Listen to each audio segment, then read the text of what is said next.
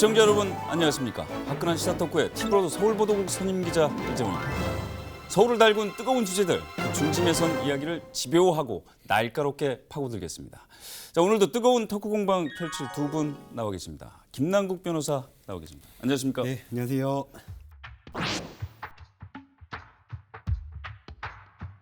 이준석 바른미래당 전 최고위원도 나와 계십니다. 안녕하십니까?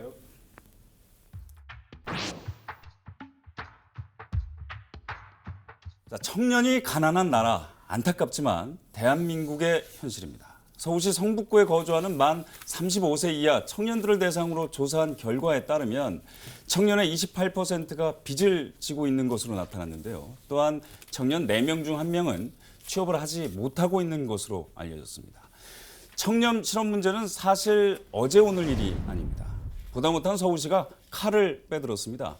그동안 실험적으로 해오던 청년 수당의 대상을 대폭 늘렸습니다. 월 50만 원이죠. 서민들에겐 정말 큰 돈입니다. 자, 만 19세에서 만 34세까지 받을 수 있다고 하는데 이러면은 이 최고위원은 받을 수 있는 거 아닌가요? 저는 만약에 저에게 받을 수 있는 그런 어떤 수당이 설계돼 있다면은 잘못된 정책이다 이렇게 말하고 싶습니다. 저같이 뭐 다니면서 뭐 방송 일도 하고 정치도 하고 이렇게 하는 사람이 수당을 받아야 되는 체계라고 한다면은 그거는 뭐 아주 잘못 설계된 그런 정책이죠. 그래도 월에 50만 원 딱 주면 그래도 쓸 수 있는 여지가 좀 더 생기는 거잖아요. 제가 50만 원 받는 얘기는 저보다 더 나은 상황인 사람도 50만 원 받을 수 있다는 얘기고 그런 것들이 과연 우리 그 정부의 역할이라는 거는 어떤 상황에서든 복지든지 뭐든지 최소한의 역할을 해야 되는 것인데 과도한 역할을 하는 것이다. 그렇게 판단합니다. 저는. 저라면 50만 원 좀 널쩍 받을 것 같은데 어떠세요? 만약 50만 원 준다. 네, 50만 원 준다면은 싫어할 사람이 없겠죠. 근데 이제 이 최고위원이 50만 원을 받냐 안 받느냐 하고 청년 수당 문제하고는 좀 다른 것 같지 않나 생각이 드는데요. 네. 만약에 50만 원 받는다고 하면 어디다가 쓰고 싶으세요? 50만 원 받는다면 저축해야죠. 저축한다? 네. 안 쓰고? 네. 자, 박원순표 청년 출발 지원 정책이라는 이름으로 발표된 청년 수당 정책. 복지 사각지대에 있는 우리 청년들에게 진짜 도움이 될 만한 정책일까요? 오늘 청년 수당 정책에 대해 한번 깊숙이 파헤쳐 보도록 하겠습니다. 화끈한 시사 토크 본격적으로 시작합니다.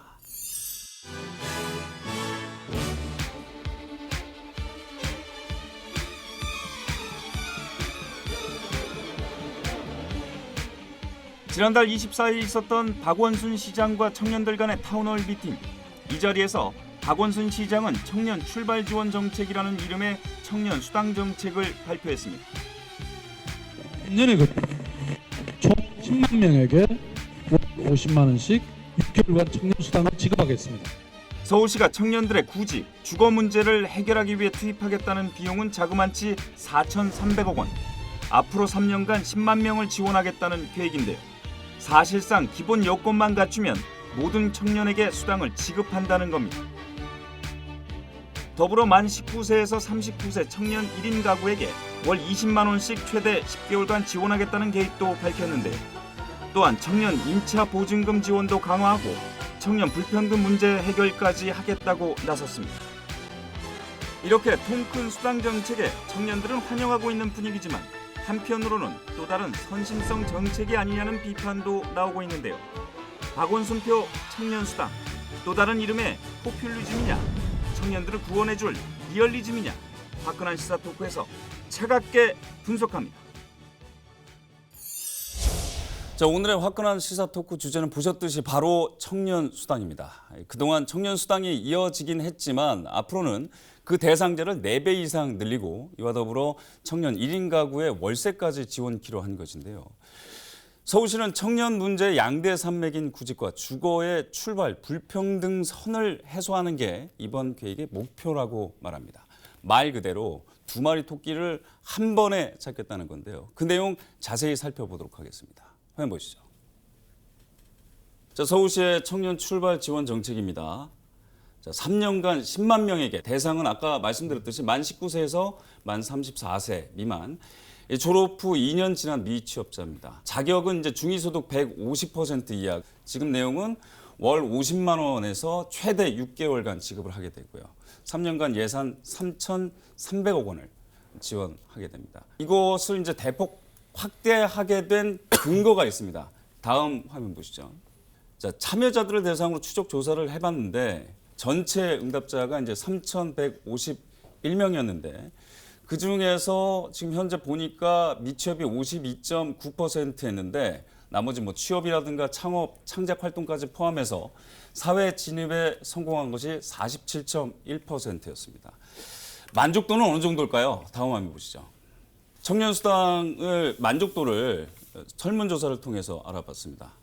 뭐 중요한 것은 전체 보셨듯이 99.4%가 물론 뭐 직접 수당을 받는 부분이기도 하지만 만족도가 굉장히 높았습니다. 그래서 서울시 자평도 마찬가지입니다. 뭐 청년수당 효과 높다, 성공적이다 이렇게 얘기를 하는데 서울시의 이런 자평에 대해서 우리 패널들은 어떻게 생각하시나요? 저희가 과학적 실험을 보통 한다고 하는 것은 그것이 사회과학이든 아니면 자연과학이든 기본적인 조건을 충족해야지 효과를 볼 수 있는 겁니다. 예를 들어 어떤 새로운 뭐 다이어트 약이 나왔어요. 그러면은 물만 먹은 사람이랑 그 약을 먹은 사람의 감량 효과를 비교해야지만 그 결과가 나오는 것이거든요. 근데 뭐 다이어트 약을 먹었더니만은 그 중에 50%가 만족했다. 아무 의미 없는 수치입니다. 이 대조군 없이 하는 실험이라는 것은. 그렇기 때문에 이 서울시에 방금 전에 언급됐던 뭐 유승희 의원이 했다는 그 여론조사도 보면은 사실 대조군이 없어요. 그렇죠. 그러니까 40%가량이 사회 진입에 성공했다 그러는데 그럼 수당을 안 줬을 때는 그러면 40%가 전혀 진입을 못 하느냐. 뭐 그런 효과를 측정해야 되는데 그런 설계 자체가 잘못되었기 때문에 근거 자료가 의미 없고요. 99%가 만족했다 그러는데 지금 뭐 어떤 명목으로든지 밖에 나가서 우리 방송국 밖에서 1,000원짜리를 이렇게 막 뿌린다고 하잖아요. 만족도 100% 나올 겁니다. 오히려 저는 99점 몇 퍼센트 나왔다는 게 놀라워요. 만족 안 한 분들은 뭔지가. 그러니까 저는 이런 식의 어쨌든 설계된 조사를 가지고 정책을 정당화한다는 것은 사회과학의 기본 원칙도 모르고 하는 것이다. 그렇기 때문에 이런 정책으로 주먹구구식으로 자꾸 청년 정책을 바라보는 것 자체가 굉장히 좀 답답합니다. 비교군이 없기 때문에 의미가 없는 설문조사다 이렇게 지금 말씀을 하신 건데 그렇죠. 어떠세요? 전체적으로 서울시는 그래도 이게 굉장히 효과가 좋다 이렇게 지금 자평을 하고 있거든요. 네, 저는 좀 동의하기 좀 어렵다는 생각이 드는데요. 우리가 과학적인 어떤 실험을 할 때도 어떤 유의미한 데이터를 끌어내기 위해서 대조군을 가져오는 그런 실험을 하는 경우도 있지만 또 실험의 특성에 따라서는 그렇지 않은 경우도 상당히 많습니다. 특히나 사회과학 같은 경우에는 어떠한 연구 결과를 이끌어내는 그 과학적인 연구 방법 자체가 상당히 다를 수가 있는데요. 지금 이런 어떤 청년 수당이 과연 취업 활동이나 청년에게 얼마나 도움이 되었는가라고 하는 것은 반드시 대조군을 통해서 비교 분석해서 유의미한 결론을 끌어내는 것만은 아닙니다. 왜 그러냐면 이 취업이라고 하는 것 자체가 굉장히 다양한 요소, 본인이 가지고 있는 개인이 가지고 있는 그때의 개인적 특성 여러 가지 것들이 종합적으로 영향을 미치기 때문에 청년 수당 하나가 어떤 식으로 영향을 미쳤는지는 사실상 그 개인이 제일 가장 잘 알 수밖에 없기 때문에 이것을 단순하게 청년 수당을 받은 대조군과 받지 않은 그룹으로 나눠가지고 그것을 비교 분석하는 방법만으로는 이 유의미한 어떤 결론을 내릴 수는 없다고 생각이 들고요. 오히려 본인의 문제에 대해서는 본인이 더 잘 알고 청년 수당을 받아서 어디에 내가 쓰고 각자가 다 쓰는 곳이 다 다른 겁니다. 그렇기 때문에 이것을 쓰는 방법에 따라서 본인이 처한 환경에 따라서 그 의미와 효과가 완전히 다를 것으로 보이고요. 뭐 정책적인 어떤 효과가 직접적으로 결론으로 나온다라고 하면 좋을 수도 있겠지만 또 그런 것이 눈에 보이지 않는다고 하더라도 그 청년 수당을 받은 학생들이 취업, 미취업 학생들이, 청년들이 무엇인가 도움이 됐다라고 하고 저렇게 행복적인 만족감을 느낀다라고 한다면 이것만으로도 이 청년 수당의 필요성이라든가 어떤 정책적인 도입의 어떤 요건을 갖춘 것은 아닌가라고 생각이 듭니다. 이게 왜 제가 대조군이 중요하다고 얘기했냐면요. 이게 과학적 실험 설계가 되려면 예를 들어 한 달에 10만 원 줬던 사람, 20만 원 줬던 사람, 50만 원 줬던 사람, 100만 원 줬던 사람 설계해가지고 비교를 한다면은 적절한 금액이 얼마인지 등도 아마 나올 수 있어요. 근데 50만 원이라는 수치라는 것도 언급되는 것도 과학적인 수치가 아니고 예를 들어 그러면 이 단편적인 조사 하나로 만족도 등으로 인해 가지고 도움이 됐다는 걸 판단한다면은 그럼 애초에 한 500만 원 주지 그랬어요, 한 달에.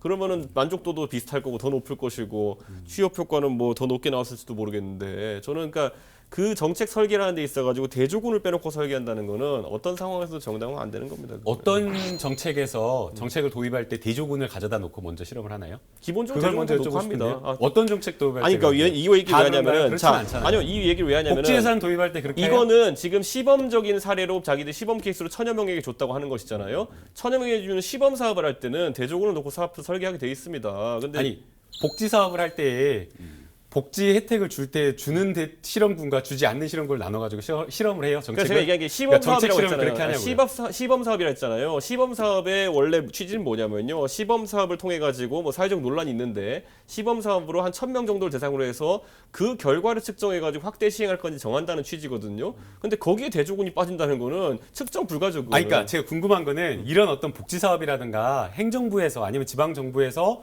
무엇인가 정책을 도입하기 위한 시범 사업을 할 때 대조군을 만들어서 하는 사업이 얼마나 되냐고요. 어떤 게 있는지. 실질적으로 이게 지금 그 사업의 실질적으로 그 많은 사안에 특성인가요? 대해 가지고 여야 합의로 진행하는 사안들 같은 경우에는 대조군이나 아니면 사회과학적 실험을 배제하고 하는 경우 있지만은 제가 말한 여기서는 시범 사업이에요. 이거는 다 아시지 않습니까? 시범 사업을 하겠다는 취지는 항상 뭐냐면은 확대 시행을 위해 가지고 결과를 측정하겠다는 거거든요. 계량적 의미가 있는 것인데 측정을 잘못했다는 거죠. 이 조사를 본인이 하진 않았을 거라 봐요. 분명히 어떤 외주 기관에 줘가지고 조사를 했을 거예요. 그랬을 때 그들이 받은 사람 1,000명에게 조사를 이제 추적 조사를 하고 그럼 안 받은 사람 1,000명에 대한 추적 조사는 비용이 그렇게 많이 추가되는 것이 아니에요. 그러니까 정책적으로 판단하는 데 있어 가지고 그 자료가 있으면 굉장히 설득력이 높은데도 불구하고 그 자료가 들어가지 않았다는 거는 저는 설계할 때 이런 기본적인 어떤 사회과학적 소양이 없었거나 아니면 두 번째로는 실제로는 플라시보 효과에 가까운 것이었다라고 검증될 가능성이 있다는 거죠. 그러니까 저는 당연히 야당 입장에서 이건 검증해야 된다고 얘기하는 거죠. 그 대조군이라고 하는 것은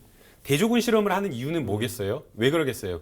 그것을 청년 수당을 줬을 때와 주지 않았을 때 다른 조건이 같다라는 걸 전제로 하는 거예요. 그래서 그 결과가 달라진다는 걸 보겠다라는 거거든요. 그런데 청년 수당이라고 하는 것이 취업이라든가 아니면 청년에게 영향을 주는 게 다 같나요?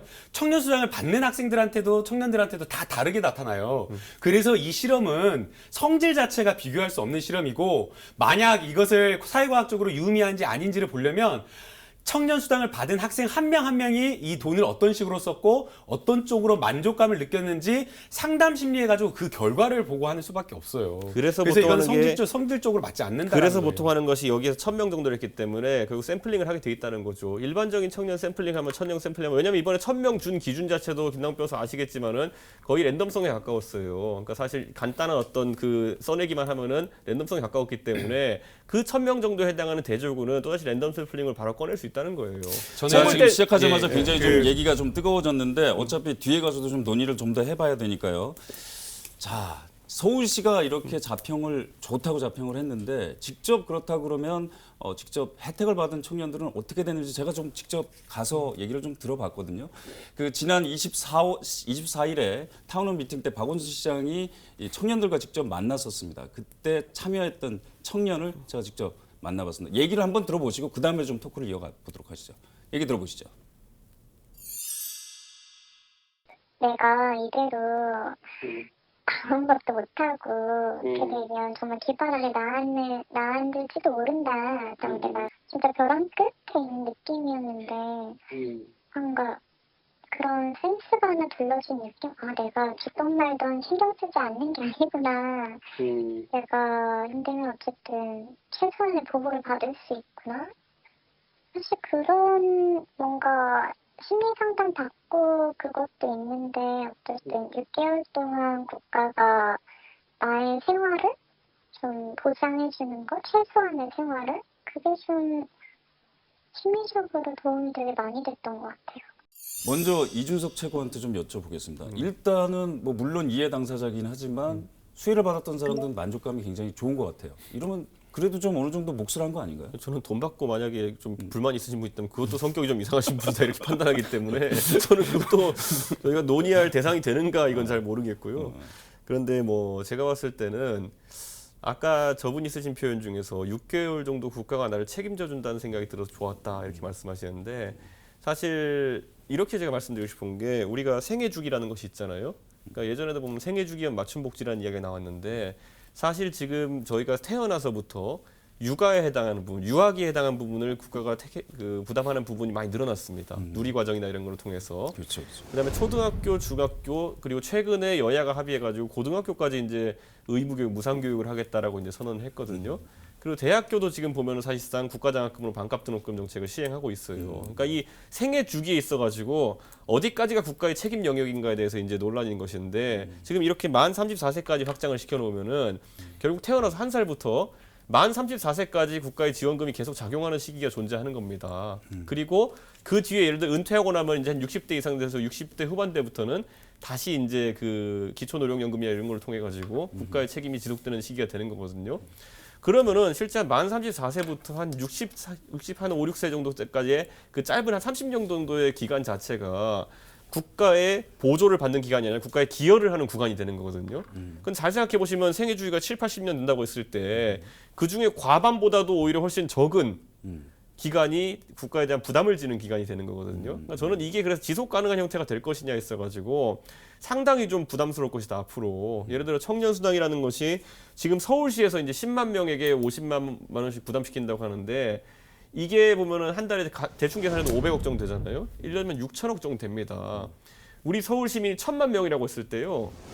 6천억을 1,000만으로 나누면 6만 원씩 개개인의 부담이 평생 생기는 겁니다. 예를 들어 4인 가족 기준이라고 하면은 한 25만 원 정도를 가구가 이제 부담을 추가로 해야 돼요. 세금 부담을 평생. 근데 이 부담에 대해 가지고 과연 시민들에게 설명이 제대로 되어 있느냐. 저는 지금 저런 분들이 지금 당장은 본인이 수혜자이기 때문에 그렇게 생각할지 모르겠지만은 본인이 앞으로 평생 25만 원 정도씩 가정이 부담해야 된다는 걸 생각하면은 그렇게 반길 만한 정책도 아니다 이렇게 생각합니다. 재정 부담이 너무 크다.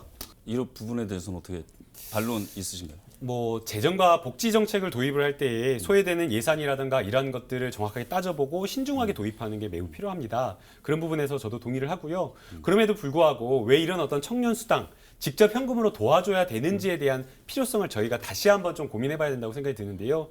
뭐 2000년대 초반부터 청년 실업과 관련된 문제가 굉장히 사회적 문제로 대두가 되어서 청년 뭐 국회의원을 국회로 진출시켜야 된다. 뭐 대통령 선거 때는 역대 대통령 누구 하나 빠짐없이 청년 실업을 해결하겠다라고 이야기를 했습니다. 그러면서 실제 많은 정부에서 청년 실업을 해결하겠다라고 하면서 엄청난 예산, 수조의 예산을 쏟아부었는데 거의 20년이 지난 지금 청년의 삶이 과연 나아졌다라고 말할 수 있을까요?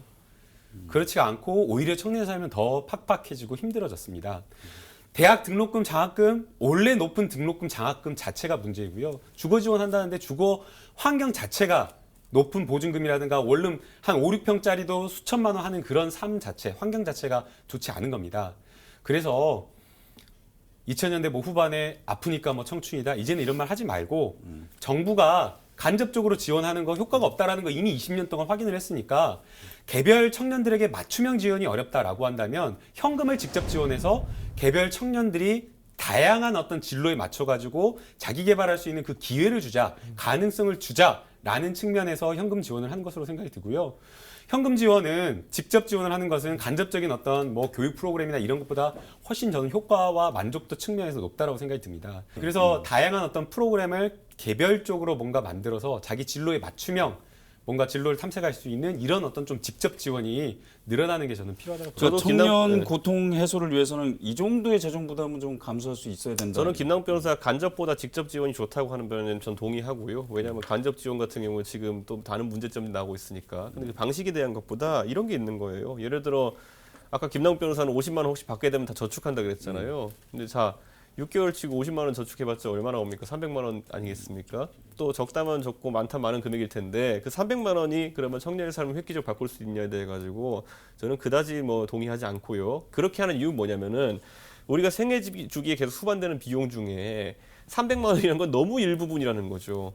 예를 들어 아까 뭐 예를 들어 저는 제시하고 싶은 게 지금 지난 5년 동안에 청년들이 뭐 결혼도 못하고 힘들어하는 가장 큰 계기가 무엇이냐라고 봤을 때 저는 김남국 변호사도 곧 결혼을 하겠지만은 지금 김남국 변호사 살고 있는 동네에 김남국 변호사가 흑석동에 아파트 사서 입주할 수 있겠어요? 저는 김남국 변호사의 경제력을 무시하는 게 아니라 그 정도로 지금 그 집값 상승이나 이런 것이 세기 때문에. 근데 그 300만 원이 정말 필요한 시기가 있지 않습니까? 저는 그래서 이렇게 얘기하고 싶은 게 결국에는 생애 주기에 있어가지고 그 300만 원이라는 것이 엄발에 오줌 누기 싫고 지원되는 것도 뭐 효과는 있을 수 있겠지만은 결국 청년들이 어려움을 느끼는 예를 들어 주거 환경을 의식주를 마련하는 환경에 있어가지고 정책 실패가 더 큰 영향을 미치고 있다는 거예요. 저는 지금 예를 들어 서울 시내 아파트 같은 경우는 저희도 지난번에 한번 다뤘지만은 공급 자체가 재건축 제한으로 묶여 있기 때문에 계속 상승할 수밖에 없습니다. 새 아파트에 대한 수요 늘어나는데 재건축 아니면 서울에서는 뭐 새로운 아파트 공급할 방법이 없지 않습니까? 그 상황 속에서 지금 청년층 같은 경우에는 자꾸 외곽 지역으로 밀려나도록 유도가 되고 있는 거예요. 예를 들어 용인 아니면 뭐 동탄 이런 쪽으로 밀려나게 돼 있는데 그 과정에서 그러면 하루에 교통 비용만 해도 추가 소비되는 부분이 얼마입니까? 그렇죠. 300만 원 넘습니다. 그거 나중에 다 따져보면은. 그러니까 제가 말하는 게 결국에는 이런 언발의 오줌 누기식 정책이라는 거는 아주 소모성으로 끝나기 쉽다. 청년이 갖고 있는 문제가 이만큼이라 한다면은 아까 진행자께서 다급하다 표현하는 일부를 녹이는 데 사용될 수 있겠지만은 이 큰 어려움을 해결하는 데는 중과부적이 될 것이다. 300만 원 모아가지고 뭐 집 사겠어요, 그거? 안 됩니다, 그거. 이제 그 이준석 위원님 말씀에 또 동의합니다. 그러니까 큰 정책적인 틀을 바꿔야 된다.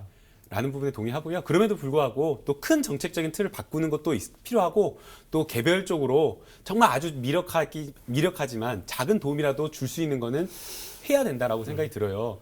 300만 원 가지고 뭐 청년들이 집 사겠습니까? 라고 말씀하셨는데 당연히 집 안 사죠. 못 사죠. 안 지금 사죠. 이야기하는 것은 그런 금액이 아니에요. 그런 돈이 아니에요. 지금 지원의 대상자는 졸업하고 2년이 지났는데도 불구하고 미취업을 해가지고 취업을 정말 절박하게 준비하는 어딘가에 취업을 하려고 준비하고 공부하고 뭔가 스펙 쌓는 그런 청년들을 지원한다라는 거거든요.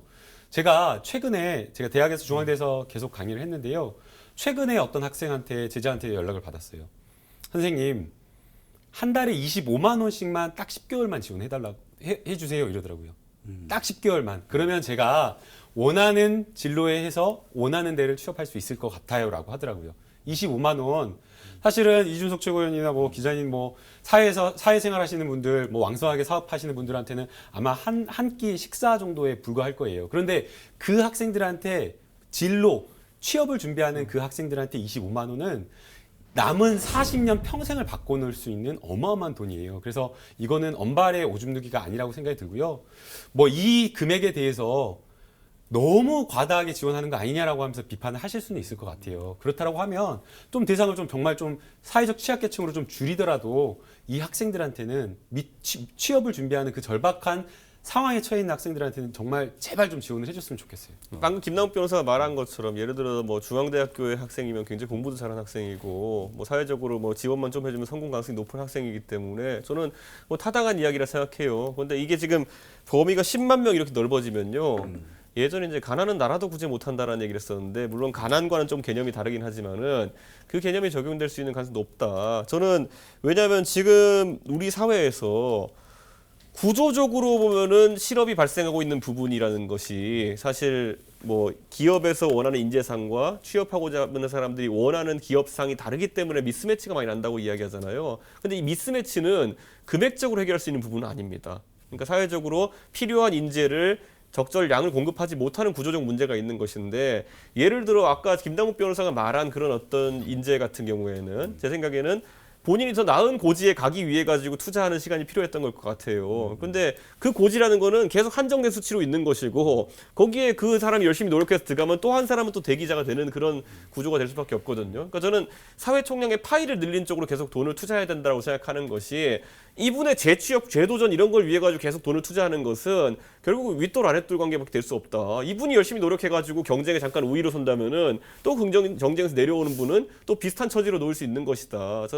그래서 저는 정부에서 일자리 창출, 특히 민간 부문의 일자리 창출에 많은 비용을 투자하는 것. 지금 이 비슷한 성격의 자금이 뭐 더 있냐면은 창업지원금으로 들어가는 경우도 있어요. 중소기업에 젊은 사람을 고용하게 되면 지원금으로 왜냐 그 일자리 미스매치라는 거는 소득 수준에 대한 기대치가 좀 안 맞아서 발생한 게 많으니까 뭐 예를 들어 50만 원 정도 임금을 보조해준다든지 이런 정책들도 있거든요. 저는 이거는 의외로 저는 사회적으로 효과가 있을 수 있다 봐가지고 왜냐하면 일단 취업하게 되면은 그 50만 원 지원금이 안 나온 순간에 내가 퇴직하겠다 하진 않아요. 또 그렇다고 해가지고. 그러니까 약간의 강제성이 담보되는 방안이라 생각하는데 이건 또 제가 생각했을 때 너무 또 그 강제성이나 이런 것보다는 그냥 아까 제가 언발을 오줌 누게 표현했지만은 잠시 부조하는 형태가 되지 않을까 이런 약간 우려가 있습니다. 네, 이제 이준석 최고위원께서 이제 청년수당을 지원을 하면 그 청년수당을 받은 학생들이 취업에 성공할 경우에 또 다른 누군가는 낙오자가 된다. 그러니까 이런 식의 뭐 지원은 좀 좋지 않다. 그 청년수당 전체가 아니라 아까 김남욱 변호사 말했던 아주 우수할 걸로 예상되는 그런 인재 정도의 케이스를 제가 얘기한 거고요. 뭐 그러니까 네. 그렇다고 하더라도 네. 그거는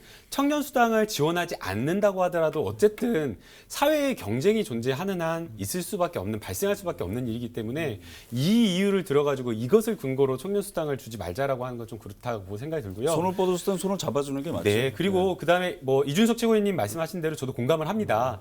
청년들을 지원하는 게 과연 이게 최선의 정책인지 4,300억을 다른 것으로 조금 더 썼을 때 훨씬 더 효과가 크지 않을지 이 부분 더 사회가 고민했어야 되는데 그런 부분에 대한 숙고는 좀 없었던 것 같아요. 왜냐하면 이게 사실은 어떻게 보면 이런 어떤 여러 가지 어려움이 발생한 게 청년 실업이 발생한 이유가 일자리 자체가 부족하기 때문이잖아요. 그리고 그 일자리 자체, 존재하는 일자리도 양질의 일자리가 아니다라는 그런 측면이기 때문에 만약 이런 4,300만 원 그런 게 있다고 한다면 지금 정부에서 하고 있는 일자리 지원 사업금, 그러니까 기존에 있는 어떤 고용에서 한 명의 고용을 더 늘리는 경우에 그리고 그것을 6개월 정도 유지를 하는 경우에는 75만 원씩 한 달에 75만 원씩 지원하거든요. 그러면 그런 것들은 사업주에게 굉장히 큰 기회가 될 수 있는 것이고 또 청년 고용을 늘릴 수 있는 방법이기 때문에 사실 어떻게 보면 우리가 청년을 지원하는 방안에 대해서 조금 더 적극적으로 검토를 하고 보다 효과적인 어떤 정책을 좀 더 고민했어야 되지 않나 생각합니다. 그러니까 이게 이게 초반부터 네. 이렇게 토크가 뜨거운 것처럼 네. 참 청년수당 말도 많고 탈도 많은 것 같습니다. 그래서 그런지 지적하는 언론도 상당히 많고요. 그래서 그 문제를 좀 더 자세히 깊숙이 좀 들어가 봐서 하나하나씩 좀 따져보도록 하겠습니다. 이게 자격 대상이요. 중위소득 150% 이하입니다. 그런데 거기에는 부모의 자산 상태는 포함되어 있지 않아요. 그렇다면 부자 부모 같은 경우는 용돈도 줄 수 있고 각종 지원들을 해줄 수 있잖아요. 그럼에도 불구하고 똑같이 청년 수당을 받는 것은 평등하지 않다, 공평하지 않다 이런 지적이 있는데 어떻게 생각하시나요? 꼭 그렇지는 않은 것 같아요. 일단은 그 지금 대상자 자체가 성인입니다. 그러니까 청소년을 대상으로 했다라고 한다면 부모의 지원이 있을 것을 전제로 하고 하는 게 맞지만 일단은 성인이 된 사람에 대해서 부모가 있으니까 부모가 책임져야지라고 하는 것 자체가 적절하지 않다라고 보이고요. 성인이다라고 하면 부모의 지원이나 이런 것들이 없다라고 생각하고 어떤 그런 복지나 이런 것들을 설계해야지 부모의 자선을 함께 합산해서 하는 것은 좀 적절하지 않는 것 아니, 같아요. 대학 다닐 때 용돈 한 번 안 받아보셨어요? 그 대학 다닐 때 용돈을 받았다라고 하는 게 제가 개인적으로 받았다라고 해서 다른 학생들이 모든 학생들이 받았다라고 하는 게 아니라는 거예요. 저도 이제 제가 이제 저소득층 학생들 가르친 일 해보면은 사실 부모의 소득으로 잡히는 것 중에서 실질적으로는 뭐 개인사를 다 들여다보면 별거 중인 상태인데 뭐 아버지가 실질적으로 어머니와 아들에게 지원은 하지 않으면서 아버지 소득만 높게 잡혀 있고 이런 경우도 있기 때문에 통계적으로 우리가 상당합니다. 제가 봤을 때는 그렇기 때문에 그걸 잡기 좀 어려울 것 같고 그렇기 때문에 우리가 이제 선별적 지원이 아니라 그러니까 그 계층을 나누어 선별적 지원이 아니라 보통 이제 보면은 보편적 지원을 하자라는 주장이 있기도 하거든요. 이게 행정 비용이 워낙 크기 때문에 그걸 선별하는. 그런데 사실 대학 등록금 같은 경우에도요. 우리가 국가장학금이라 해가지고 소득 분위별 지원을 하고 있잖아요. 근데 그거에 대한 그 오류 정정 신청이 워낙 많습니다. 그 운영하는 이제 한국장학재단 이런 곳에서 어려움을 느낄 정도로까지 그러니까 이런 거죠. 대학생들 입장에서는 아까 김남욱 변호사 말했던 것처럼 우리 집에 실제로 자산이 얼마인지 정확히 아는 사람 별로 없습니다. 근데 아버지 대충 하시는 거나 이런 거 보고 우리 집이 잘 사는구나 못 사는구나 이렇게 하는 건데 나중에 이제 등위를 보고 나가지고 열받아가지고 자기 집에 항의하는 경우도 생기고 우리 집 보니까 상위 20%던데 왜 나한테 왜 지금까지 이래왔어 뭐 이렇게 하는 경우도 생기고 그런 자료가 각자 개별 가정마다 상황이 다른데 공개되는 것도 저는 너무 이제 정부가 간섭하는 부분이 아닐까 이렇게 생각하고요. 저는 그래서 아까 말했듯이 사람 간에 얼마나 어렵냐를 측정하는 거는 약간 좀 우려스럽고 얼마나 노력하느냐를 측정하는 쪽으로 좀 갔으면 좋겠다. 그래서 우리가 아까 설계했을 때 제가 말씀드렸던 게 그 예를 들어 취업을 하는 사람들에 대한 장려금이라든지 예를 들어 노년층 같은 경우에도 노년층이 저임금 일자리에 취직하게 되면은 근로소득 장려 세제라고 해가지고 이제 추가 지원을 하지 않습니까? 그런 식으로 설계하는 것이 더 낫지 않나 이런 생각을 하는 거죠. 굳이 봤을 때는 진짜 아르바이트 열심히 하는 고학생이 지원의 대상입니까? 아니면은 사실 근로의욕이 좀 떨어지는 어떤 그런 사람들이 취업준비생이 더 지원의 대상입니까? 저는 고학생이 더 지원의 대상이 되는 것이 좀 더 정의롭다는 게 제 개인적인 판단이거든요. 그러려면은 노력에 대한 평가를 하는 게 낫다 좀 봅니다. 이제 이준석 최고위원님처럼 그렇게 생각할 수도 있는데 취업 이후에만 지원을 하게 되면 또 이런 문제가 있어요. 취업 전에 기회 자체가 균등하지 않다, 공평하지 않다라는 문제가 있거든요. 지금 정말 가정 형편이 어려운 친구들은 스펙을 쌓을 시간조차 없다라고 이야기를 해요. 저의 제 주변에도 저도 뭐 물론 그랬지만 제 주변의 친구들도 일주일에 뭐 3, 4일은 아르바이트를 하면서 공부를 하고 그러거든요. 편의점에 아마 가보셨으면 기억나실 거예요. 편의점 이 계산하는 계산대에 책 펼쳐져 있어 공부하면서 아르바이트하는 그런 친구들.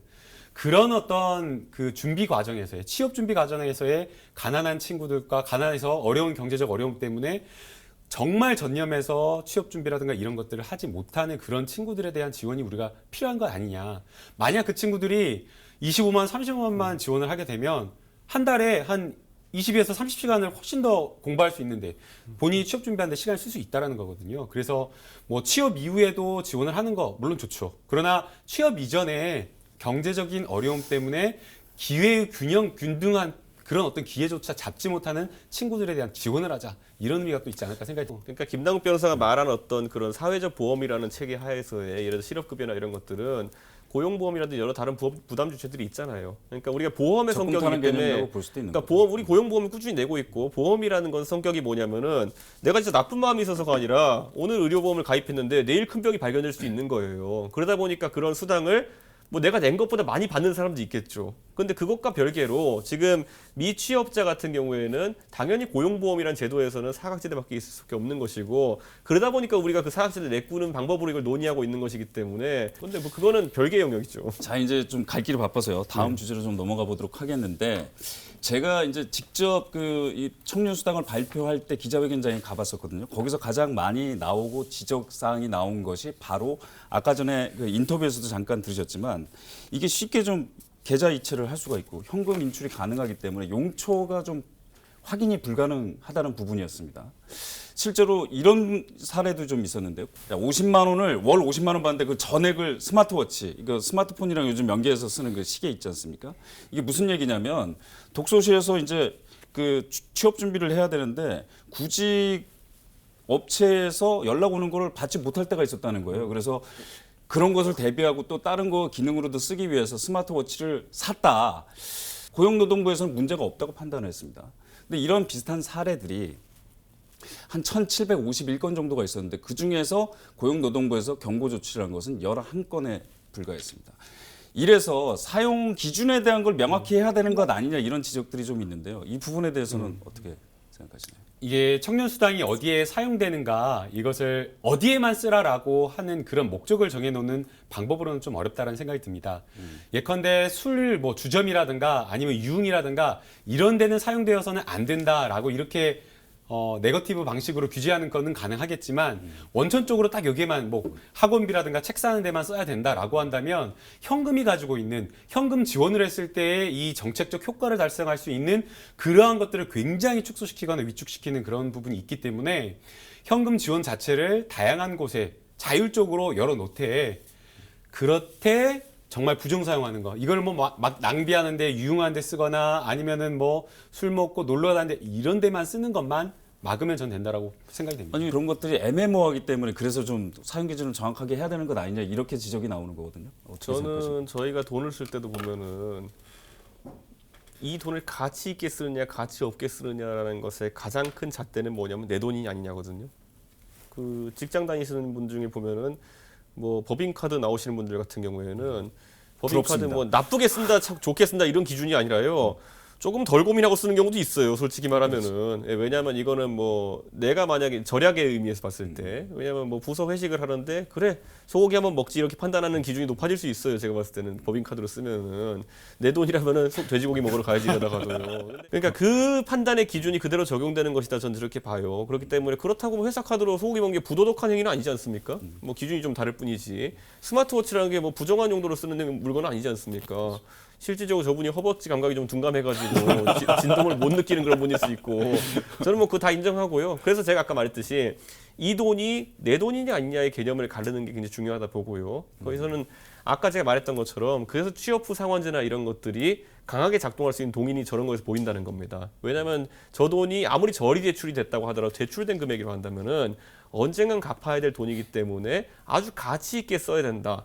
아니면 빨리 상환해버리는 게 낫지 뭐 이런 생각이 들 정도로까지 이 자금을 지원할 수 있는 방법이 있음에도 불구하고 현금으로 들어오니까 이거는 그냥 내가 써도 되는 돈이다 꽁돈이네 내 원래 경제 계획에서 없었던 돈인데 생긴 돈이네? 이렇게 되는 거잖아요. 이 앞으로 지급 방식에 있어서도 좀 뭐 클린 카드 이런 것보다도 누구 돈이냐가 더 중요하다는 그런 인식이 생깁니다, 저는.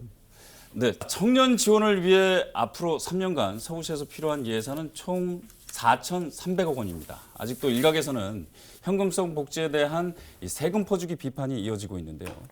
박원순 시장은 또 한마디를 던졌습니다. 뭐라고 그랬을까요?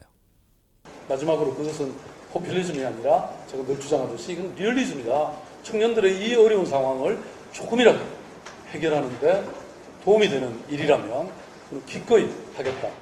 리얼리즘이다. 어떻게 생각하시나요? 저 워딩에 대해서. 뭐 사실 본인 좋아하신 거기 때문에 제가 딱 평가하고 싶지는 않습니다. 뭐 그냥 새로운 용어를 창조하신 것 같은데 포퓰리즘이라고 하는 것은 제가 봤을 때 정책의 실효적 효과보다 어쨌든 표로 이제 돌아나온 효과가 더 클 때 그걸 포퓰리즘이라고 한다고 저는 생각하거든요. 그래서 저는 이 사안 같은 경우에는 박원순 시장이 표로도 그렇게 많은 도움 받지 못할 것 같다 이런 생각을 하는 것이 애초에 사업의 범위 자체가 크게 확장되기 어려운 형태이고 그리고 무엇보다도 실질적인 문제를 해결해야지 어느 정도 사람들이 표심을 줄 텐데 그게 좀 어렵다 이렇게 좀 판단하고 있습니다. 리얼리즘이라는 표현 자체에 대해서는 어떻게 생각하세요? 이제 뭐 리얼리즘이라는 표현이 여기에 적절한지는 모르겠지만 포퓰리즘 자체가 좀 나쁜 건 아닌 것 같아요. 뭐 정치를 하는 사람이나 행정가라고 하는 게 결국에는 국민들의 마음을 얻기 위한 그런 것이기 때문에 포퓰리즘, 그러니까 국민들이 원하는 걸 했다라고 해서 그것을 잘못됐다라고 평가하기는 좀 어렵다고 보이고요. 결국에는 이 정책이 정말 얼마나 청년들을 도와주는 데에 도움이 되는 정책이냐, 얼마나 고민을 하고 나온 정책이냐, 그리고 정책적 효과를 기대할 수 있느냐라는 그런 부분을 고민해야 한다고 생각이 들고요. 그렇기 때문에 이거 자체를 포퓰리즘으로 이렇게 비판할 것이 아니라 정말 따져봐가지고 청년들에게 필요한 정책인지 그리고 실제 이것을 어디까지 언제까지 지원할 것인지 이러한 부분을 좀 더 함께 논의해야지 이거 가지고 뭐 대권주자 되려고 한 거 아니냐라고 하면서 해봤자 어차피 대통령 선거는 또 한참 뒤의 일이거든요. 그래서 그 지금 말씀하셨는데 그래서 이제 내년 총선을 염두에 두고 또 대선 때문에 정치적 행보하는 것 아니냐 이렇게 지적을 하는 경우도 있습니다. 오히려 비판을 많이 받는 정책이기 때문에 도움이 정치적 그 대권 가도에는 도움이 안 되는 정책이다. 그래서 이것을 가지고 본인이 뭐 대통령 되려는 그 정책으로 삼기 위해서 이걸 했다라고 평가하기는 좀 어렵다 보이고요. 원래 박원순 시장님이 시민사회단체 활동을 많이 했고 저소득층, 어려운 사회적 취약계층을 돕는 그런 시민사회 운동가 활동을 했기 때문에 그런 부분에 대한 고민의 발로라고 보입니다. 정치적 행보는 아니라고 보시는데 어떻게 보시나요? 뭐 서울시장이면은 대통령 다음 가는 정치인이죠. 그런데 이제 정치인으로 사신 수단 자체가 뭐 지금 여론전을 하실 것도 아니고 결국에 행정의 승부를 봐야 되는 것이기 때문에 어쨌든 꾸준히 행정의 아젠다를 발굴해야 되는 박원순 시장 입장에서는 어쩔 수 없었을 것이다. 그리고 최근에 이제 청년층에 대한 공약이 사실 화두가 되고 있기 때문에 이런저런 아이디어를 내고 있는 것 같은데 사실 행정가가 할 수 있는 방법 중에서 가장 쉬우면서도 가장 또 뭐라 해야 될까 비판의 대상이 되기 쉬운 게 돈 갖고 하는 거거든요. 그러니까 저는 다소 제가 봤을 때는 좀 다급하신 것 같다. 이 청년층 표심 공략이라는 측면에 있어서 그런 생각이 좀 들긴 합니다. 자, 박원순 서울시장은 청년수당 대폭 확대 정책을 발표하면서 또 이런 이야기를 남겼습니다. 서울시는 힘든 현실을 견디는 2030 청년 세대를 홀로 두지 않겠다. 무슨 드라마 대사 같기도 하고 참 든든한 말이긴 한데요. 그러면서 한 기자의 질문에 큰 틀에서 보면 기본소득 개념으로 봐도 좋다라고 했는데 이 사실상 대다수의 미취업 청년에게 주는 청년수당 기본소득으로 봐야 하는 것이 맞을까요? 어떻게 생각하세요? 이게 기본소득으로 봐야 되는 게 맞을까요? 기본소득을 보기엔 좀 어렵지 않나라는 생각이 들어요. 기본소득 개념이라고 한다면 어떤 조건이든 상관없이 계속적으로 항구적으로 좀 지원이 되어야 되는데 지금 이제 청년수당 같은 경우에는 미취업자들에게 대해서만 그리고 또 선별적으로 6개월에 한해서 지급을 하겠다라고 이야기를 하고 있기 때문에 사실상 이것은 그 실업수당을 받지 못하는 그 사각지대에 놓여 있는 청년들에 대한 어떤 보완 정책, 그런 어떤 사회보장책적인 그런 측면이 크다고 보입니다. 근데 박원순 시장이 직접적으로 이게 기본소득으로 가는 마중물 역할을 할 것이다라고 얘기는 했거든요. 네, 그러니까 이제 그 청년수당을 이렇게 처음에 단계적으로 시행해서 나중에 최종적으로 확대하는 그걸 생각할 수 있을지는 모르겠지만 적어도 지금의 모습의 청년수당이 기본소득으로 하기에는 한참 부족하다는 생각이 들어요. 기본소득 개념으로 좀 볼 수는 있을까요? 어떨까요? 이번 청년수당 얘기. 많은 국가들에서 기본소득이라고 하는 제도를 운영할 때는요. 기본소득을 지급하기 위한 재원이 무엇인가를 명시적으로 밝혀야 돼요. 그러지 않으면은 순환 구조가 안 되는 것이거든요. 예를 들어 미국의 알래스카에서 시작하는 기본소득 실험이라는 것은 알래스카주에 있는 석유 수입이나 이런 걸 바탕으로 해가지고 82년도부터인가 시작했던 돌고 거예요. 도는 것이거든요. 근데 지금 서울시의 기본소득 제도라고 하기에는 그 재원이 명확하지 않고 굉장히 정책적 목적이 뚜렷한 자금이기 때문에 저는 그렇게 되진 않는다 이렇게 보고 있습니다. 그래서 이제 기본소득 얘기를 조금 더 좀 확장해서 좀 얘기를 해볼까 하는데요. 기본소득은 개인적으로도 상당히 관심이 많습니다. 갈수록 빈부의 격차가 심해지고 있고 또 앞으로도 더 벌어질 것으로 보이기 때문에 일정 부분은 필요하다는 생각인데 잘 아실 겁니다. 스위스와 핀란드에서 흥미로운 실험을 했습니다. 한번 보시죠. 스위스에서 지난 2016년도였죠. 어떤 단체에서 이제 얘기를 했던 거였는데 모든 성인에게 월 2,500 스위스 프랑, 그러니까 우리나라 돈으로 한 300만 원 정도 된다고 합니다. 이거를 무조건 전 국민한테 다 주자. 그래서 이제 국민 투표를 했는데 유권자의 77%가 반대를 해서 압도적으로 부결이 됐습니다. 핀란드의 경우에는 조금 좀 다릅니다. 이게 2017년도에 시작해서 작년이었죠. 2018년도 말에 끝났습니다. 실업 상태에 있는 주민 2,000명에게 매월 72만 원 정도를 2년 동안 나눠주는 것을 했는데 이것이 2,000명을 무작위로 선정을 해서 무조건 주는 겁니다. 무조건 줘서 대신에 그동안에 받고 있던 실업수당은 안 주는 거예요. 그러다 보니까 여러 가지 문제점들이 생기면서 결국에는 실험을 중단하게 됩니다. 이 스위스와 핀란드는 외견상으로 봤을 땐 좀 실패한 것처럼 보이지만 지금도 전 세계적으로는 지금 계속해서 그 기본소득을 논의하고 있는 그런 모습들이거든요. 우리나라 현실에서는 그렇다면 이 기본소득 좀 어떻게 봐야 될까요? 독이 될까요? 약이 될까요? 대부분의 국가에서 기본소득이란 거 하려면 아까 제가 마치 재원이 있어야 된다고 말했던 것처럼 그 부분을 설명한 걸 실패한 거 아닌가. 기본소득제라는 거는 기본적인 국가 배당이라고 보면 됩니다. 그러니까 국민이 일정 정도 지분을 가지고 있는 국유 재산에 대해 가지고 배당을 받는 형태라고 보면은 그게 깔끔하고 실제로 알래스카의 석유 비용이 그렇게 해서 이제 배당으로 이루어지는 것이고 저는 그 국부가 무엇인지 자산이 무엇인지가 명확하지 않으면 사회적 동의가 쉽지 않다. 과거에 우리나라도 사실 기본소득은 아니지만은 국유재산의 배당이라는 걸 해본 적이 있습니다. 예를 들어 뭐 국가 소유의 기업, 국영기업을 민영화할 때 보면은 국민주 형태로 이제 배당을 했잖아요. 국가가 운영한 기업인데 그걸 민영화한 데 있어가지고 국민 누구나 일정 수 이상의 주식을 매입해가지고 바로 팔아가지고 이득을 낼 수 있는 형태로 국민 배당을 한 적이 있었는데 그런 정도의 제도는 아까 말했듯이 근본이 명확하잖아요. 국민의 힘으로 키운 포스코 같은 거대한 기업이 민영화되면서 얻는 이익을 국가에 누군가가 독점하는 것이 아니라 국민들에게 나눠주겠다. 뭐 이렇게 명시적인 논리 구조가 돼야 되는데 저는 그게 되지 않는 이상 어렵다 이렇게 봅니다. 기본소득 어떻게 우리나라에서 독이 될까요? 실이 될까요? 어떻게 생각하세요? 뭐 독이 되냐 실이 되느냐 이렇게 평가하기는 좀 어렵다고 보이고요. 결국에는 기본소득 개념을 어느 세대까지 어떤 법위까지 할 것이냐라는 문제만 남았다고 생각이 듭니다. 이미 뭐 기본소득 개념 자체가 도입이 돼서 경기도 같은 경우에도 만 24세 미만의 청년들에게 또 지원을 1년간 뭐 100만 원씩 하고 있고 또 기초연금이나 이런 것들이 다 되고 있는 상황이기 때문에 기본소득이 오르냐 그르냐라는 문제는 이미 넘어섰다고 생각이 됩니다. 지금 뭐 스위스와 핀란드 사례가 있지만 이거는 실패 사례라고 말하기에는 좀 어려울 것으로 보이고요. 스위스 같은 경우에는 갑작스럽게 300만 원을 300만 원을 다 준다 그러니까 누구라도 그거는 좀 너무 과하다. 지속 가능성에 대한 의구심이 있었기 때문에 좀 중단되었던 것이고 반대를 했던 것이고 핀란드 같은 경우에는 2년 동안 실험을 한 거였기 때문에 이 정책을 계속할 것인지 말 것인지 정책적인 어떤 효과로서 이 돈을 줬을 때 뭐 빈곤이 감소하고 실업률이 낮아지는 어떤 그런 정책적 효과가 있는지 이러한 어떤 과학적인 근거를 좀 더 한번 살펴보자라고 하는 것이기 때문에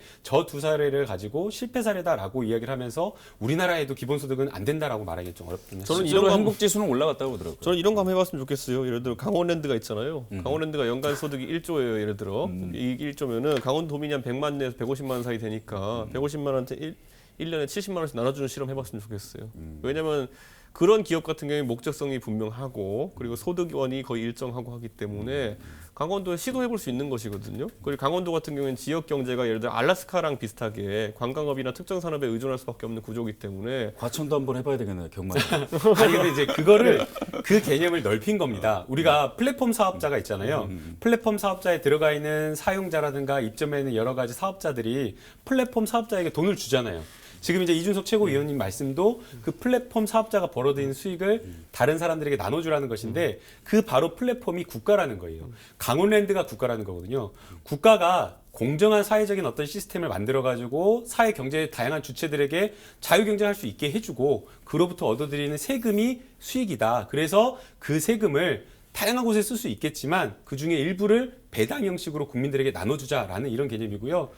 지금 이 기본소득이라고 하는 개념 자체가 너무 과한 거 아니냐, 어떻게 감당하냐라는 그런 비판도 있지만 또 10년, 20년 뒤에는 AI라든가 아니면은 뭐 자율주의 이런 많은 부분에 있어서 로봇과 관련된 과학 기술이 발전하면서 일자리 이렇게 잃게 됐을 때 이게 하나의 또 대안이 될 수 있다라는 그런 지적도 나오기 그래서 저는 때문에 김남국 변호사 말에 약간 동의하는 거는 뭐냐면은 그러면은 그 주체 그런데 정부라는 단일 계좌라는 것, 정부라는 단일 어쨌든 금고라는 것은 너무 그 돈이 들어오는 경로가 나가는 경우가 다양하기 때문에 그 기본소득제를 하기에 복잡한 측면이 있기 때문에 예를 들어 지금 보면은 싱가포르의 뭐 테마색 펀드라든지 여러 국부 펀드에 해당하는 것들은 그런 실험할 수 있는 요소가 있어요. 그러니까 우리나라도 그런 어떤 국부 펀드에 해당하는 영역에 있어가지고는 그 배당을 할 수 있고 지금은 우리나라는 어떻게 하냐면은 그 단일 기금으로 큰 기금으로 우리가 국민연금을 운영하면서 국민연금의 수익금을 사실상 국민들에게 배당하는 형태로 나중에 이제 일정 연령 이상대로 이렇게 작동하는 거거든요.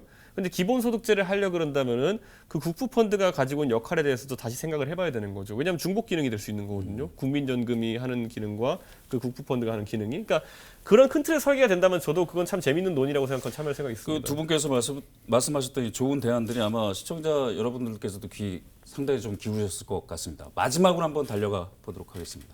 그러면 청년 실업을 줄이기 위해서 패널들의 각자의 대안 한 가지씩만 딱 짧게 말씀해 주시고, 네, 이준석 최고부터 먼저. 청년들이 각자의 활로를 찾는 거는 개인적인 탐구의 과정일 것이다 이렇게 보고요. 그런데 그 과정에서 예를 들어 금전이나 이런 것들이 장애물이 된다고 한다면은 아까 말했던 취업 후 상환 대출제라든지 이런 걸 확대해가지고 그 부담이 사라지게 하는 것 이게 대안이 아닐까 싶고 반대로 뭐 현금 지원을 한다고 하는 것은 엄발의 오줌 누기 또는 뭐 아주 뭐 핀트가 맞지 않는 그런 지원이 아닐까 생각하게 됩니다. 대출을 해주고 이자를 지원해주자. 예. 네, 뭐 청년수당, 이 현금으로 청년들에게 지원하는 것이 과연 적절한 정책인지 저도 잘 모르겠습니다. 그러나 분명한 것은 이 지원을 받는 청년들이 굉장히 큰 도움으로 생각할 거라는 점입니다. 어려운 시기에 정말 30년, 40년 일을 할 어떤 그런 시기에 진로를 결정할 시기에 그 10만 원, 20만 원은 저희가 이미 직업을 가지고 있는 저희보다 훨씬 더 어마어마하게 큰 돈이라고 생각이 들고요. 그렇기 때문에 우리가 이것을 무턱대고 비판하기보다는 청년에게 더 효과적으로 전달될 수 있는 방향으로 그런 정책을 설계하는 게 좋다고 보이고요. 또 하나 덧붙이고 싶은 말은 청년들 용가리 똥배 아닙니다. 청년들도 굉장히 힘들고 많이 아파하고 누구보다 도움을 필요로 하는 우리가 도와야 될 그런 어떤 그 세대라는 것 잊지 말아야 될 것 같습니다. 네, 오늘도 정신없이 달려왔습니다. 오늘은 이 정도로만 하고 마지막 두 분께 화끈한 한마디 들어보겠습니다. 청년 수당에 대한 화끈한 한마디 해주신다면 과유불급입니다. 과유불급이다. 네, 화끈한 한마디 고민스럽긴 하지만 한번 추진해보자 이렇게 정리하고 싶습니다. 추진해보자. 네, 감사합니다. 최근 청년 수당 확대안, 신혼부부 주거 지원책 등 잇따라 내나 대권을 앞둔 표신잡기 아니냐는 이런 시선을 받는 박원순 서울시장이 이런 말을 했습니다. 저는 달을 가리키는데 사람들은 손가락만 본다. 박원순이 아니라 정책의 지점과 내용, 효과를 봐주시면 좋겠다. 이왕 통 크게 쓰기로 결정한 세금, 정말 이 청년들이 도약할 수 있는 밑거름이 되면 좋겠습니다. 그때가 되면 손가락이 아닌 손가락이 가리키는 것이 자연스레 눈에 들어오지 않을까요? 두 분과는 다음 시간에 더욱 치열한 주제로 만나겠습니다. 지금까지 TV로드 화끈한 시사 토크 이재훈이었습니다. 시청해주신 여러분 고맙습니다.